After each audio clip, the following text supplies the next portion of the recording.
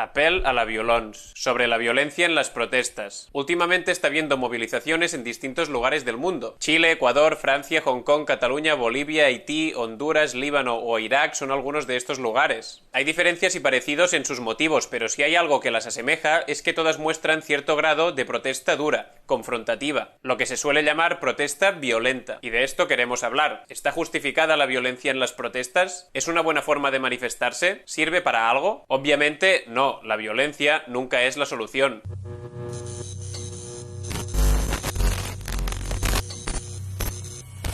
La violencia nunca es la solución, o eso nos quieren vender siempre desde los grandes periódicos, radios y televisiones. Cuando aparece la violencia en una protesta, léase por violencia barricadas, contenedores quemando, objetos arrojados a la policía, etc., la condena es inmediata y unánime. Nos dicen que no sirve para nada, que se pierde la razón y que así no se va a ningún lado. Violencia mal. Así de simple es el mensaje, así de general y así de dogmático. Que se lo digan a las sufragistas radicales británicas, las suffragettes, que con sus acciones directas, como romper a pedradas las ventanas de las propiedades de los parlamentarios que les negaban el voto o incendiando casas vacías, consiguieron que su reclamo del voto femenino llegara a mucha más gente en la sociedad británica. Las acciones de las suffragettes fueron una parte muy importante en la lucha por el voto femenino en el Reino Unido. O que se lo digan a los estudiantes y obreros chilenos que en 1949, ante la subida de 20 centavos del transporte público, una chaucha, empezaron a protestar volcando buses, levantando barricadas y derribando postes eléctricos. Tras 2 días de disturbios, el gobierno se vio obligado a revocar la subida. O que se lo digan a los huelguistas de la Canadenca de Barcelona que paralizaron la ciudad en una huelga general que duró 44 días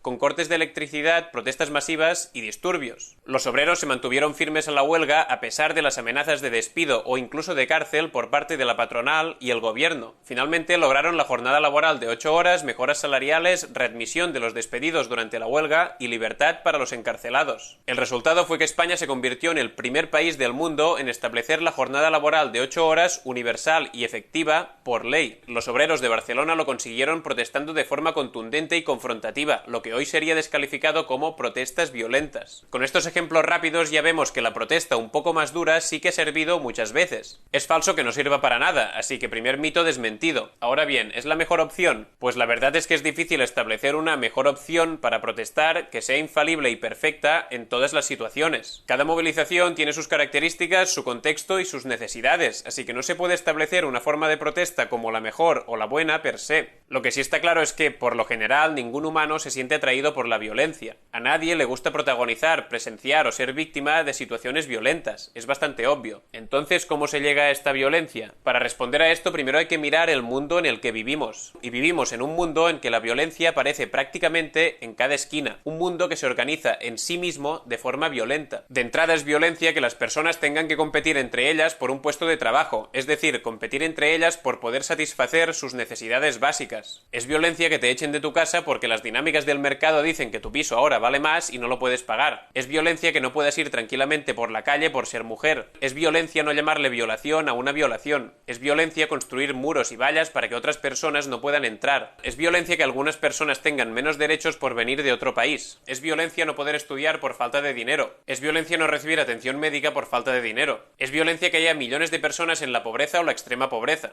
Es violencia que te atropellen mientras trabajas y lo primero que te pregunte la empresa es si el pedido está en buen estado. Es violencia morir en un Mercadona y que pasen 27 horas hasta que alguien se dé cuenta. Es violencia que cada día haya más casas de apuestas en los barrios más pobres. Es violencia que tu futuro se escriba con las palabras precariedad, represión y colapso. Todo esto es violencia. Violencia estructural que de algún modo hemos interiorizado, normalizado y aceptado, pero que no por ello es menos violencia. Muchas de estas violencias están avaladas por la ley, como la de los derechos de las personas extranjeras o la de los desahucios, lo que no las hace menos violencias, sino más aún. Por lo tanto, las personas tratamos de alejar las violencias de nuestras vidas, pero a la vez nos vemos obligadas a convivir con todas estas violencias cotidianas. Entonces, a veces llega un punto en que la convivencia con una o varias de estas violencias es insostenible y se dice basta. Y un grupo de personas decide movilizarse contra ello. Al principio suele ser de forma pacífica. En Hong Kong se empezó con las manifestaciones de los paraguas. En Cataluña se hicieron infinitas marchas pacíficas, lecturas de poemas y encendidas de velas. En Chile, ante la reciente subida del precio del transporte público, la protesta inicial consistía en colarse en el metro. ¿Qué pasa? Pues que muchas veces estas concentraciones o acciones pacíficas protestas no consiguen nada. No consiguen acabar con esa violencia estructural contra la que se protesta. Y no lo consiguen básicamente porque no incomodan al poder que ejerce esa violencia. Entonces, si no se consigue nada con esa movilización pacífica, el colectivo afectado tiene dos opciones: resignarse y seguir soportando esa violencia, o escalar un peldaño la protesta. Si se opta por la segunda, se suele entrar entonces en el terreno de la desobediencia civil o resistencia pacífica. Es una forma de protesta un poco más confrontativa que la primera y también más efectiva. Consiste en identificar puntos clave que realmente afecten al normal funcionamiento de la ciudad o del país y bloquearlos.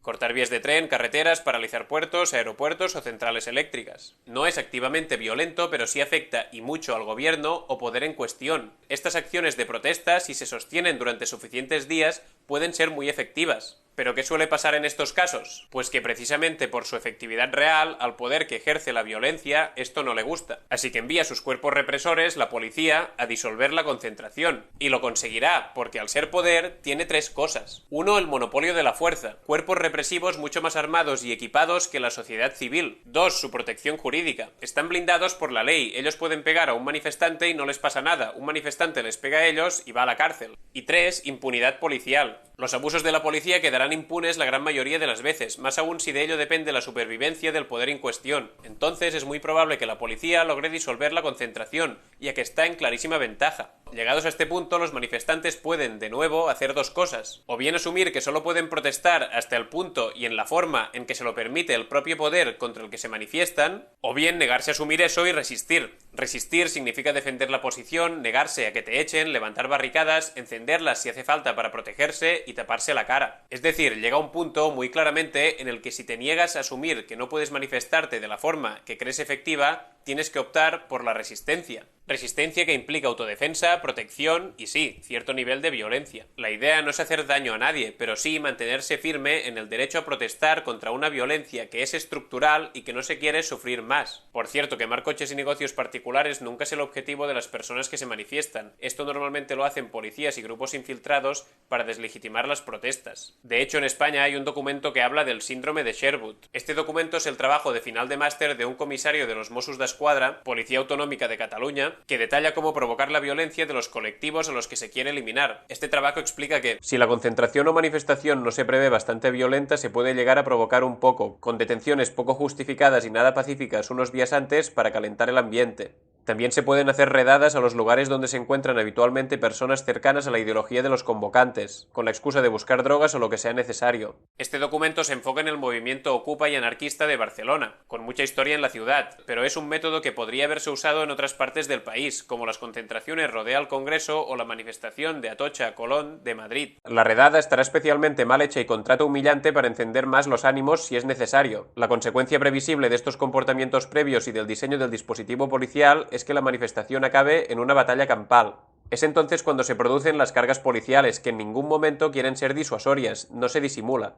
Se va directamente contra los manifestantes, que ya son considerados vándalos, y se les ataca con suficiente velocidad como para que no dé tiempo a la fuga y se provoque el enfrentamiento físico. Entonces está otra famosa frase: con la violencia os ponéis a su nivel. ¿A su nivel? ¿De verdad? ¿Romper un cristal es la misma violencia que condenarte a la pobreza si tus habilidades no encajan con el sistema capitalista? ¿Encender una barricada es la misma violencia que echar a rastras a una familia de su casa? ¿Tirar piedras a un antidisturbios protegido hasta las cejas es la misma violencia que volar ojos, palizas, provocaciones y montajes policiales? Aunque los medios, que normalmente son meras extensiones de ese poder que ejerce la violencia, se esfuercen en convencernos de que sí, está claro que estas violencias no son equiparables. Debemos mantener un espíritu crítico ante esto y no caer en la trampa de meter todas las violencias en el mismo saco. Tratar de no criminalizar por inercia a quien realmente es la parte más violentada. Si las mujeres se despojaran de sí mismas reclamando la igualdad con los hombres, se convertirían en los seres más odiosos, paganos y repugnantes, y seguro que perecerían sin la protección masculina.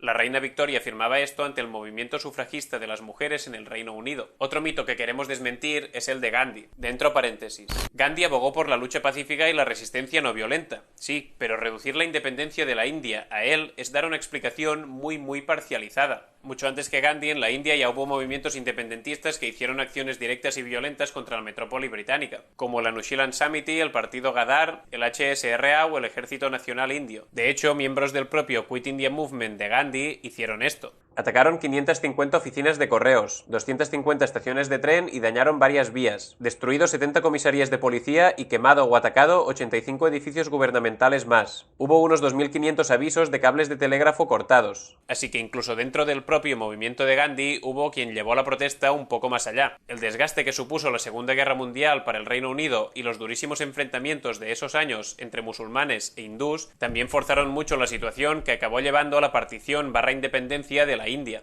Resumiendo, Gandhi pacifista, sí. Independencia de la India solo gracias a Gandhi pacifista, no. Y por último, es importante recordar que quien condena la violencia en las protestas siempre lo hace desde una situación de privilegio. El privilegio de que esa opresión, esa violencia, no me afecta a mí directamente. Afirmaciones como es demasiado, así se pierde la razón, no es la forma, hay que manifestarse ordenadamente o la forma de arreglarlo es votando son muestra de que estas personas no se ven directamente afectadas por la situación por la que se protesta. No les urge, su presente y su futuro no dependen de que se consiga una solución aquí y ahora, por lo que se pueden permitir el lujo de protestar sí, pero así no. Esto es claro privilegio de clase. Por eso decimos que en la criminalización de las protestas duras siempre hay algo de clasismo. Nos han condenado a una vida completamente atravesada por la violencia. Y cuando la violencia es sistémica, la resistencia, la autodefensa y los cuidados son la única opción. Para la lucha que nos espera, recordamos a Sata Shakur. Nadie en el mundo, nadie en la historia ha logrado nunca su libertad apelando al sentido moral de sus opresores. Pato. Son mis amigos, en la calle pasamos las horas. Son mis amigos, por encima de todas las cosas. Para más vídeos contra esta violencia de sistema, apóyanos. Gracias. Un minuto más.